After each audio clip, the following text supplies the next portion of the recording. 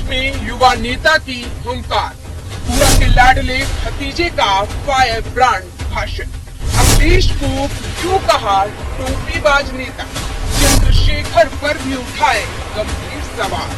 करिश्माई नेता का उत्तराधिकारी करेगा कमाल। उत्तर प्रदेश में लोकसभा चुनाव को लेकर एक युवा नेता पिछले 2 दिनों से चर्चाओं में है। उनके धुआंधार भाषणों ने मानो सबका दिल जीत लिया है और ये उस महिला का लाडला है जिसे कभी प्रधानमंत्री पीवी नरसिम्हा राव ने लोकतंत्र का करिश्मा कहा था।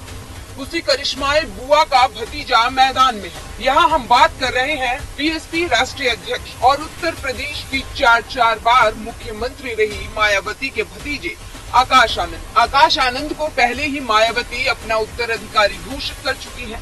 हालांकि इस घोषणा के बाद काफी बवाल हुआ था, लेकिन नगीना और गाजियाबाद में आकाश के भाषण और मर्यादा के साथ अपने विरोधी नेताओं पर जिस तरीके से प्रहार करते हुए देखा और सुना गया, उससे समझ आता है कि बहन जी ने आकाश को सिर्फ भावनाओं में आकर अपना उत्तराधिकारी घोषित नहीं किया है, बल्कि वो मुखर आवाज और बड़े नेता बनने की काबिलियत कम से कम इन 2 दिनों में आकाश में दिखाई दे रही है। ऐसे में सबसे पहले बीएसपी और आकाश आनंद ने लोकसभा चुनाव 2024 के प्रचार के लिए नगीना सीट पर नजर गड़ाई। यहाँ मायावती और बीएसपी के लिए वर्चस्व की लड़ाई बनी हुई है। ऐसे में आकाश आनंद ने बिजनौर जिले के अंतर्गत आने वाली नगीना लोकसभा सीट पर अपने प्रत्याशी के लिए प्रचार करते हुए सभा की। यहाँ आकाश ने आड़े हाथों खुद को दलितों का युवा नेता कहने वाले चंद्रशेखर को लिया और आजाद समाज पार्टी के नेता चंद्रशेखर पर कई गंभीर सवाल उठाए और कहा कि यहाँ एक नेता है जिसकी जमानत जब्त होने वाली है। आपको बता दें कि चंद्रशेखर ने नगीना सीट से पर्चा भरकर लोकसभा चुनाव के रण में मायावती के वोटरों को साधने की कोशिश शुरू कर दी। वहीं आकाश ने चंद्रशेखर का नाम लिए बिना कहा कि कुछ दलितों के नेता बनते हैं, हमारे युवाओं को रैली में ले जाते हैं और वो भी अपनी पढ़ाई छोड़कर रैली में पहुंच जाते हैं, लेकिन जब इन युवाओं पर एफआईआर दर्ज होता है और ये युवा उनके पास मदद के लिए जाते हैं तो वो गायब रहते हैं। अगर आप पर केस दर्ज हो गया तो आपकी सरकारी नौकरी नहीं लग सकती, इसे आप ध्यान में रखिए। और बहन जी इस तरीके की रैलियों के पक्ष में नहीं रहती है। आप सही व्यक्ति को वोट दीजिए जो संसद में जाकर आपकी आवाज को बुलंदी के साथ उठाए और आपको रोजगार दिलाए। एक बार आप भी सुनिए कि नगीना में आकाश आनंद ने क्या कुछ कहा। साथियों, अभी पिछले कुछ दिनों में इस व्यक्ति ने अपनी पूरी जी जान लगा दी कि वो इंडिया अलायंस में घुस जाए।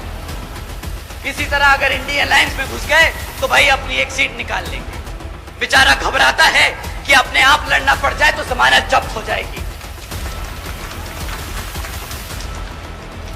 परंतु साथियों, बेचारे की किस्मत इतनी खराब कि इंडिया अलायंस में होके भी बेचारा बेघर घूम रहा है। पूछ रहा है कि साला कोई एक सीट तो दे दे भाई। अब अपनी खुद की पार्टी से लड़ना पड़ रहा है। भाई साहब, आजकल जीतने के लिए क्या क्या नहीं कह रहे कि भाई बसपा का प्रत्याशी बहुत कमजोर है, वो लड़ नहीं पाएगा। हमारे प्रत्याशी जी से मैं एक बार रिक्वेस्ट करूंगा कि जरा सामने आए। आइए आप सर। अब बताइए साथियों, अगर हमारे प्रत्याशी आपको कमजोर लग रहे हैं, अगर आपको हमारे प्रत्याशी किसी भी तौर तरीके से लग रहे हैं कि वो आपके बीच में खड़े होकर आपके हकों के लिए नहीं लड़ सकते, तो साथियों आप यहाँ पे अपने हाथ ना उठाएं।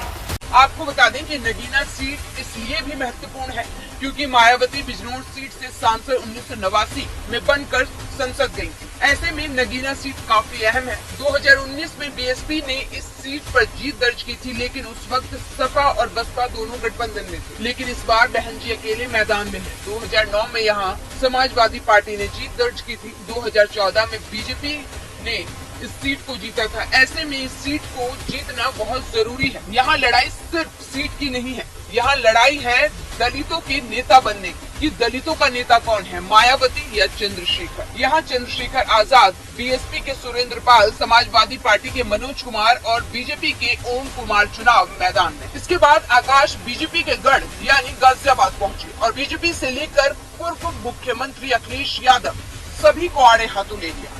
सपा पर बरसते हुए आकाश आनंद ने कहा कि आपके बीच लाल टोपी वाले आएंगे, वो बोलेंगे कि आपके हक के लिए लड़ाई लड़ रहे हैं। एक बार आप उन्हें मौका देकर देख चुके हैं, वो खुद टोपी पहनकर 5 साल तक जनता को टोपी ही पहनाते रहे। जिस समाज ने उन्हें एक तरफा वोट डाला, बीते दिनों उसी समाज का उत्पीड़न हुआ, लेकिन सपा के राष्ट्रीय अध्यक्ष ने चुप्पी साधी। जो आपके हक के लिए नहीं बोल सकता, वो आपके वोटों पर कोई हक रखता है। वहीं आकाश ने पिछले 6 सालों में इलेक्टोरल बॉन्ड को लेकर सभी 25 पार्टियों पर निशाना साधा और बीएसपी को सबसे ईमानदार पार्टी बताया। आकाश सिर्फ अखिलेश तक नहीं रुके, उन्होंने प्रधानमंत्री नरेंद्र मोदी को भी गरीब विरोधी बताया। उन्होंने कहा, फ्री का राशन देकर ये गरीबों को गरीब ही रखना चाहते हैं। एक बार आप भी सुनिए कि आकाश आनंद ने गाजियाबाद में क्या कुछ कहा। आपके सामने लाल टोपी पहन के भी कुछ लोग आएंगे।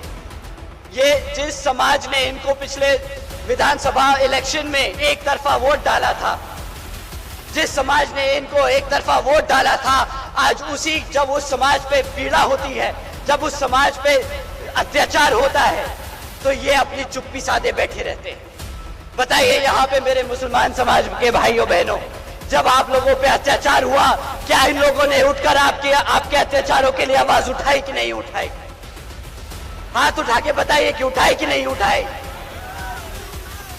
साथियों, ना ये आपके अपने हैं, ना ये आपके लिए कभी खड़े हुए थे, ना ये कभी आपके लिए खड़े हुए हैं, परंतु इन्होंने एक बात के लिए बहुत अच्छे से जम के लड़े थे।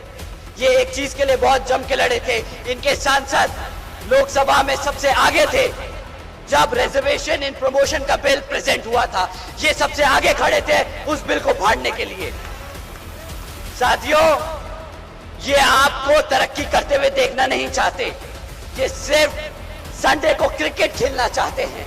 मुख्यमंत्री बनकर बंगलों में बैठकर इनको क्रिकेट खेलने का बहुत शौक है।